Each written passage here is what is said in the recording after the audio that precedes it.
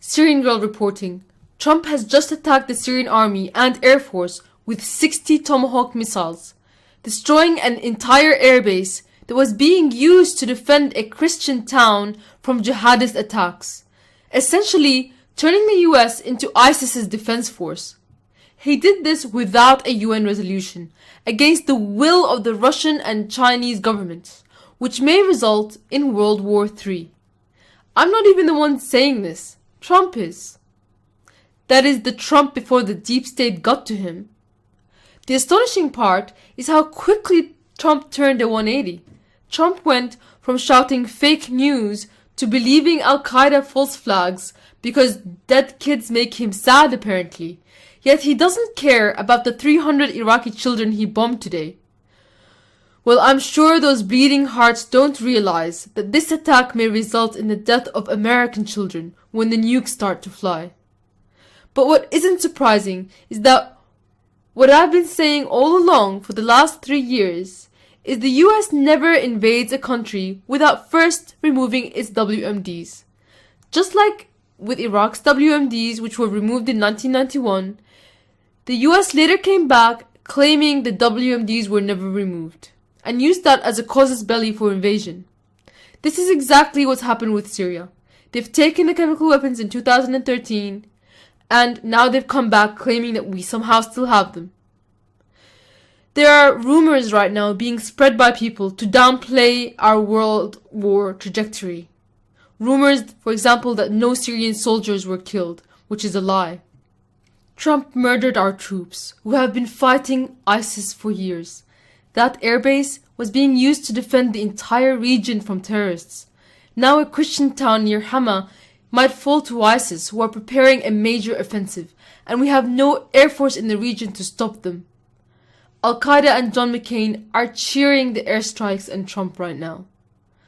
Trump went from saying Hillary Clinton created ISIS to now following her orders. She also happens to be the one who gave the rebels the sarin gas to begin with. No one elected her, but she told Trump to attack the Syrian air bases, and he did. As I've said in previous videos, Hillary has been calling for the attack of Syrian air bases for years. So if you think this is about chemical weapons or the fact that chemical weapons may have been launched from there, you're an imbecile. This airbase gambit has existed for years, and remember when Deir ez-Zor airbase was attacked by the US to help out ISIS, was launching an offensive against it as well. And the US claimed that that was an accident? Safe zones, no-fly zones, it's all different names for balkanization, divide and conquer. They can't divide Syria while Syria still has an air force, because they need al-Qaeda to be able to ethnically cleanse the minorities in order to drive them into designated regions. Why? Because Israel wants this. Right now, Israel are threatening Syria with war after spending years providing medical aid to al-Qaeda. Syria recently shot down an Israeli jet trying to bomb the inside of Syria.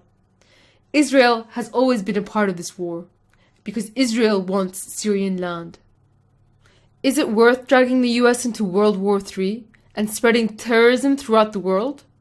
The deep state thinks so. The ex-CIA director Woolsey just advised Trump that he has to attack Syria and Iran at the same time. The US ambassador to the UN also threatened to strike North Korea. The deep state know that if you're going for a global war, you have to strike at multiple fronts at the same time. Anyone thinking just one strike and it's all going to blow over and nothing's going to happen is entirely naive.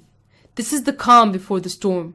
Russia has just announced that it will be sending more troops into Syria, and that they are no longer avoiding shooting down US aircrafts with the Friendly Fire Treaty. Trump will attack Syria again, you can definitely bet on it, and this will escalate, and will end up in total annihilation. This is the opposite of what Trump supporters voted for, and I know so many of you are angry after working so hard to get him into power. And I too believed that he would be at least a little bit better than Hillary, and maybe that remains to be true, because at least he can be held accountable for the false promises and statements that he made. It may be too late to stop this war, but we should at least try. The time for the media war is over. We have already won the media war. It's time to stop talking and start doing. Mobilize, take action, organize. We must do something because we don't have much time left. It's time to stand. Godspeed to you and your family.